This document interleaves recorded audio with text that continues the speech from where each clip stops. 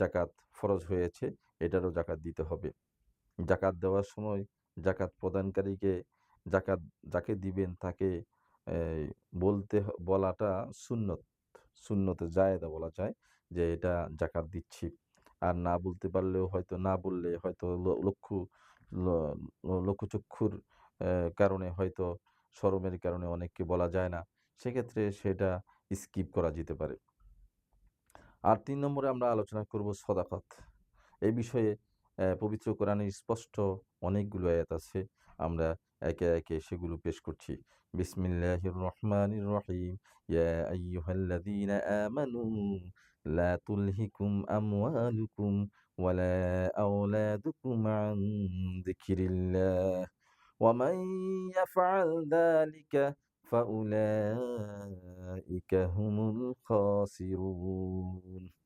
হে মুমিনগণ, সূরাতুল মুনাফিকুনে আল্লাহ পাক রব্বুল আলামিন ইরশাদ করেন, হে মুমিনগণ, হে ঈমানদারগণ, লা তুলহিকুম আমওয়ালুকুম, তোমরা তোমাদের সম্পদকে, ওয়া আওলাদিকুম, এবং তোমাদের সন্তানদেরকে, তোমাদের সম্পদ এবং সন্তানের কারণে, আন যিকিরিল্লাহ, আল্লাহর জিকির থেকে তোমরা গাফিল হইও না। সন্তান এবং সম্পদের কারণে, সম্পদ এবং সন্তানের কারণে, সন্তানের দোহাই দিয়ে তোমরা আল্লাহর জিকির থেকে, আল্লাহর স্মরণ থেকে নিজেরা গাফিল হইও না।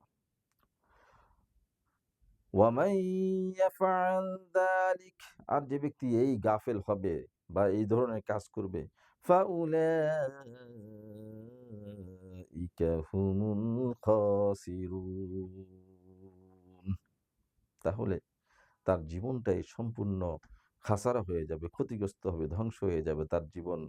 আর জীবনের জায়গায় থাকবে না, জীবন গুনাহে লিপ্ত হওয়ার মতো হয়ে যাবে। ওয়ামান ইয়াফআল যালিক ফাউলাইকা হুমুল খাসিরুন, সে ক্ষতিগ্রস্তদের অন্তর্ভুক্ত হয়ে যাবে। ই ওয়া আনফিকু, এবং তোমরা খরচ করো, মিম্মা রাযাকনাকুম, তোমাদের রিজিক থেকে, তোমাদের জীবিকা হইতে, মিন ক্বাবলি আন ইয়াতিয়া আহাদাকুমুল মাউত, তোমাদের মধ্য থেকে কারো মৃত্যু আসার আগে তোমরা আল্লাহর রাস্তায় খরচ করো। ফায়াকুলা রব্বি লাউলা আখখারতানি ইলা আজালিন করিব, কেননা মৃত্যু যখন চলে আসবে আর তখন যদি তুমি বলো, hey Allah give me a chance for few time, hey Allah give me a chance for few time, লাউলা আখখারতানি ইলা আজালিন করিব, যদি আমি আরেকটু সময় পাইতাম তাহলে কি হতো, ফাআসাদ্দাক ওয়া আকুন মিনাস সলিহিন, আমি সদাকা করে, আমি অনেস্ট কাজ করে অনেস্ট ব্যক্তি হয়ে যেতাম, মিনাস সলিহিন, সলিহিনদের অন্তর্ভুক্ত হওয়ার সুযোগ পেতাম। হে আল্লাহ আমাকে আরেকটু চান্স দাও, give me a chance few time, আমাকে আরেকটু সুযোগ দাও। আল্লাহ পাক রব্বুল আলামিন পরবর্তী আয়াতে ইরশাদ করেন, ওয়ালান ইউআখিরাল্লাহু নাফসান ইযা জাআ আজালুহা, never I can not give you chance more time, যখন সময় চলে আসবে। তুমি অনেক সুযোগ পেয়েছো। ফাইদা মাসাল, একটি আয়াতে আল্লাহ তাআলা বলেন, ফাইদা মাসাল ইনসানা দুররুন দাআনা, মানুষ যখন কষ্টের মধ্যে থাকে তখন সে তার প্রভুকে ডাকে। এ ফাইদা খাওয়ালনা, আর যখন কষ্ট দূরীভূত হয়ে যায়, নি'মাতাম মিন্না, আমার পক্ষ থেকে নিয়ামতের ব্যবস্থা হয়ে যায়, অনুগ্রহ পেয়ে যায়, তখন সে বলে, ইন্নামা উতিতুহু আলা ইলম, এই যা কিছু আমি আজ করেছি, এই আমার সবকিছু আমার জ্ঞান বুদ্ধি দিয়ে, গরিমা দিয়ে আমি এটা অর্জন করেছি।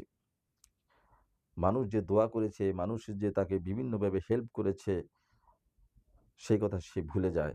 সে অহংকার করা শুরু করে দেয় যে সবকিছু আমি একা করেছি, আমাকে কেউ সহযোগিতা করে নাই। অনেকে তো আরো আগ বাড়িয়ে বলে যে আমার আমার বাবা আমার জন্য কিছু করে নাই, আমার মা আমার জন্য কিছু করে নাই, আমার কোনো ফ্যামিলি আমার জন্য কেউ কিছু করে নাই, আমি নিজেই সবকিছু করেছি।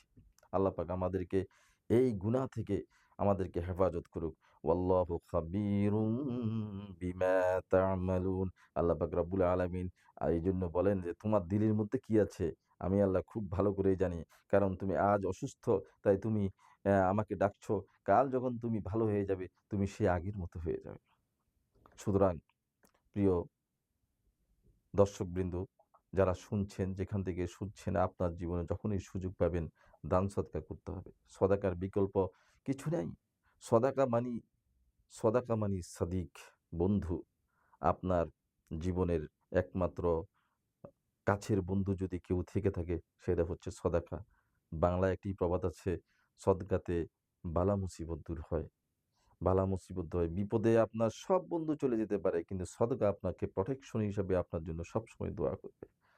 তো যখনই সুযোগ পান দান সদকা করবেন। ৳১ পারেন, ৳১০ পারেন, যতটুকু সম্ভব হয়। কষ্টের মধ্যে আছেন, তবুও দান সদকা করবেন। কারণ কষ্টের মধ্যে যে দান সদকা করা হয়, সেটি আল্লাহ বেশি পছন্দ করেন।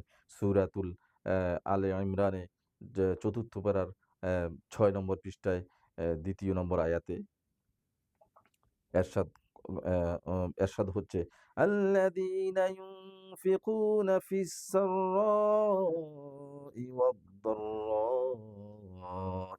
ওয়াল কাযিমিনাল গায়যা ওয়াল আফিনা আনিন নাস ওয়াল্লাহু ইউহিব্বুল মুহসিনিন।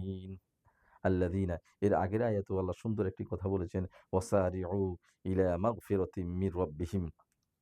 ওয়াসারিউ, তোমরা দ্রুত ধাবিত হও, ইলা মাগফিরাতিম মির রাব্বিহিম, তোমাদের রবের অ্যা অ্যা তোমাদের রবের দিকে ধাবিত হও। মাগফিরাতিন, ক্ষমার জন্য তোমরা তোমাদের রবের কাছে ধাবিত হও।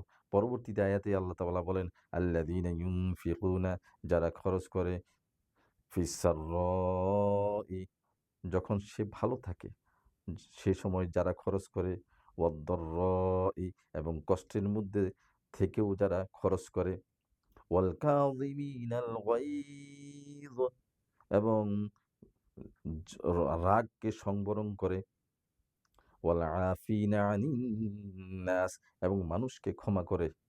তারাই হচ্ছে ওয়াল্লাহু ইউহিব্বুল মুহসিনিন, তারাই হচ্ছে মুহসিন ব্যক্তি। তাদেরকে আল্লাহ পাক রব্বুল আলামিন সবচাইতে বেশি ভালোবাসেন।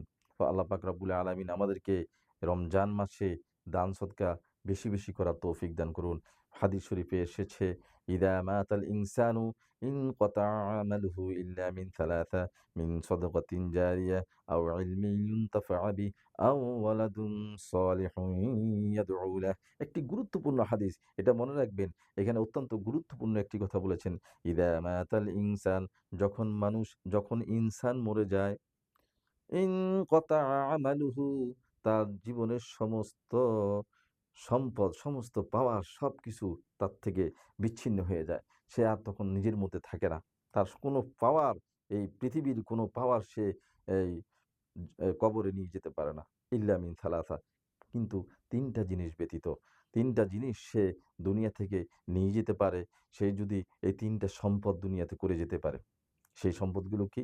Number 1, mean সাদাকাতিন Zaria, uh continue expend money for লিল্লাহ, যেটা আপনি এভরি টাইম, সুখে দুঃখে সবসময় যা যা আপনি আল্লাহর রাস্তায় খরচ করছেন, সেটাই আপনার জন্য সবসময় কাজ করবে। সদাকা মানি সাদিক, বন্ধু, আর জারিয়া মানি এভরি টাইম। ইউনফিকুনা মানি খরচ করো। আল্লাহ, ইযা মাতাল ইনসানু ইনকাতা আমালুহু ইল্লা মিন সালাসা, মিন সাদাকাতিন জারিয়া। ১ নম্বর হচ্ছে সদকায়ে জারিয়া। আর ২ নম্বর কি? ইলমিন ইউনতাফা বিহি, উপকারী জ্ঞান, যে জ্ঞানে আপনি উপকৃত হবেন, এবং এই জ্ঞানের পিছনে যদি আপনি খরচ করেন, এটার ভিতরে আপনি নিজের প্রতি নিজের এলেম নি এল নিজে এলেম অর্জনের জন্য আপনি খরচ করেছেন, বা কাউকে আপনি সহযোগিতা করছেন এলেম অর্জনের জন্য, মাদ্রাসাতে দিয়েছেন বা মসজিদে দিয়েছেন, বা এই যে আপনি খরচ করেছেন, এই খরচগুলো কখনো বিফলে যায় না। আপনি হাজার বছর পরে, হাজার বছর পর্যন্ত আপনি এই দান সদকার আপনি সবসময় দোয়া পেতেই থাকবেন। মসজিদে আপনার জন্য দোয়া করবে। হাজারো মসজিদে দান করেছেন, হাজারো মাদ্রাসায় দান করেছেন।